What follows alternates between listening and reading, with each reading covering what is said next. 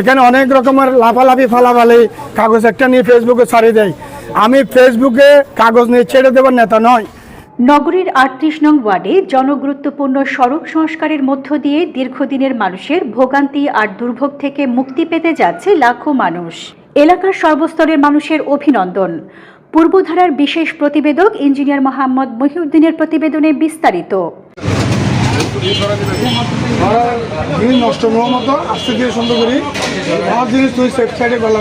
আমাদের যে কার্পেটিংটা হচ্ছে এটা দীর্ঘদিনের আসলে মানুষের চাওয়া পাওয়ার মধ্যে ছিল। এটা মানুষ অনেক অভিযোগ, তারপর তিক্ততা, যেখানে হসপিটালের জন্য রোগী যাওয়ার জন্য রাতে অনেক সময় দেখেছে গাড়ি থেকে পড়ে গেছে আপনারা। এখন যেহেতু এই কাজটা শুরু হচ্ছে, আমরা অত্যন্ত খুবই খুশি এবং ধন্যবাদ যাচ্ছে অত্ত মহাদেব, মেয়র মহাদেব এবং হানিফ ভাইকে। আমরা অনেক খুশি। এই রাস্তার যখন কার্পেটিং হয়ে যাবে, মানুষের চলাচলের যাতায়াতের সুবিধা হবে। সলগোলা রেল ক্রসিং থেকে বাকের আলী ফকিরের টেক পর্যন্ত দীর্ঘ প্রায় ২.৫ কিলোমিটার সড়ক খানাখন্দে ভরপুর। ঝুঁকিপূর্ণ সড়কে জোড়াতালি দিয়ে চলাচল করে লাখো মানুষ। রাস্তার সংলগ্ন ড্রেনে অধিকাংশ জায়গায় নেই কোনো স্ল্যাব, বেহাল দশা। দীর্ঘদিন পর হলেও ওয়ার্ডের জনতার কাউন্সিলর খ্যাত আলহাজ হানিফ সওদাগরের নিরলস প্রচেষ্টায় সংকট উত্তরণে রাস্তা সংস্কারের উদ্যোগ নেয় স্বস্তিতে এলাকাবাসী। ১১ জন কার্পেটিং কাজের উদ্বোধন শেষে আলহাজ হানিফ সওদাগর বলেন, ৫ কোটি টাকা বরাদ্দ দেওয়া হয়েছে সড়ক সংস্কার ও রাস্তা সংলগ্ন ড্রেনের স্ল্যাব তৈরির কাজে। চট্টগ্রাম ১১ আসনের সংসদ সদস্য ও গণপ্রজাতন্ত্রী বাংলাদেশ সরকারের অর্থমন্ত্রী আমির খসরু মাহমুদ চৌধুরীর নির্দেশনায় চট্টগ্রাম সিটি কর্পোরেশনের মেয়র ডাক্তার সাদাত হোসেন এই কাজ বাস্তবায়ন করবেন। তিনি আরও বলেন, অর্থমন্ত্রী ও তার সুযোগ্য সন্তান ইসরাফিল খসরুর ঘোষণা, তার নির্বাচনী এলাকায় কোনো রাস্তাঘাটের বেহাল দশা, খাল ও নালা নর্দমা, জলাবদ্ধতা সৃষ্টি সহ জনদুর্ভোগজনিত কোনো সমস্যা থাকবে না।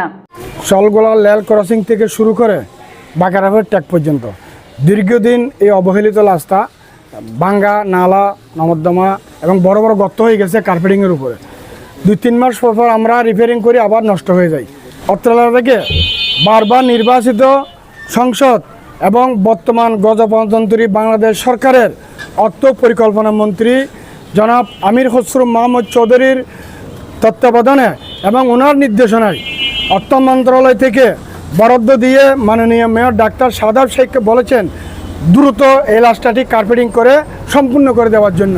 উনি মেয়র মহোদয়কে নির্দেশ দেন ওনার নির্বাচনী এলাকায় কোনো রকমের রাস্তাঘাট, হাল, নালা, ড্রেন কোনো যেন ভাঙ্গা না থাকে, এলাকার এবং ভোটারদের, এলাকাবাসীদের কোনো অভিযোগ যেন করতে না হয়।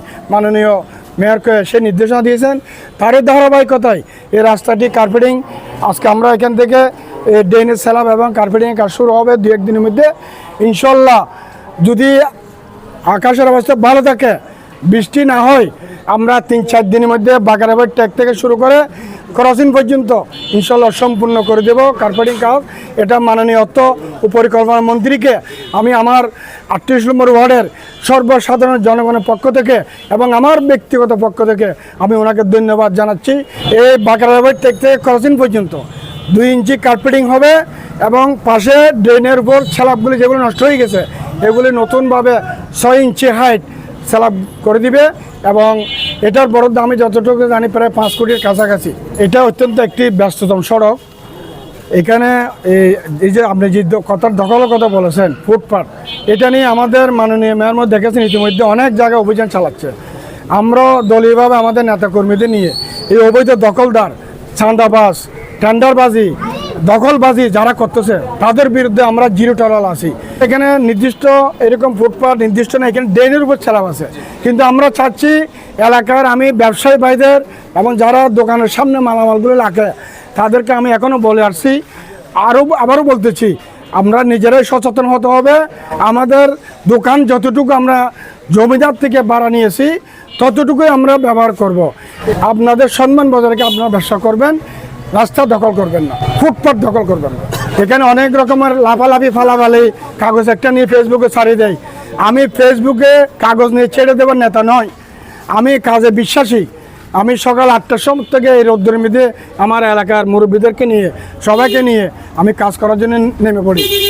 এখানে সোজা কথা একটি কথাই মাননীয় অর্থ পরিকল্পনা মন্ত্রী বলেছেন আমির খসরু মাহমুদ চৌধুরী ওনার নির্বাচনী এলাকায়, বিশেষ করে আমার এই ৩৮ নম্বর ওয়ার্ড, মাননীয় মেয়র মহোদয়কে বলেছেন এবং মেয়র মহোদয় নিজে আশ্বস্ত করেছেন কোনো রাস্তাঘাট ভাঙ্গা থাকবে না, কোনো জলাবদ্ধ থাকবে না। এটার জন্য যা যা করণীয় দরকার মাননীয় অর্থমন্ত্রী বরাদ্দ দিবেন, চট্টগ্রাম সিটি কর্পোরেশনের মাধ্যমে কাজ চলবে।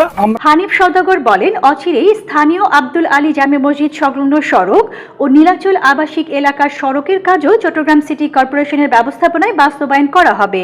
আব্দুল আজিজ আলম জামে মসজিদের সংলগ্ন সড়ক বাকের আলী ফকিরের বাড়ি লুট, এটা আমি মাননীয় মেয়র মহোদয়কে বলে দ্রুত কাজটি শুরু করার জন্য বলেছিলাম। এটা টেন্ডার হয়ে গেছে, বরাদ্দ দিয়ে ফেলছে। ইনশাআল্লাহ 7-10 দিনের মধ্যে এই রাস্তার কাজটা আমরা শুরু করতে পারবো। বরাদ্দ দেওয়া হয়েছে 23 লক্ষ প্রায় 50,000 টাকা। দীর্ঘ 7-8 বছর আগে জীর্ণশীর্ণ ছিল একদম। এখন অনেক ঘনবসিত হয়ে গেছে, অনেকগুলি বড় বড় বিল্ডিং হচ্ছে এখানে আবাসিক নীলাচল আবাসিক এলাকায়, কিন্তু এটা একদম পরিত্যক্ত অবস্থায় আছে। অনেক ঘনবসিত এলাকা, অনেক লোকজন আছে, মাদ্রাসা, স্কুল, এখানে সব কিছু আছে, মসজিদ। তা এরা আমার কাছে গিয়েছে, সমিতির লোকজন সবাই।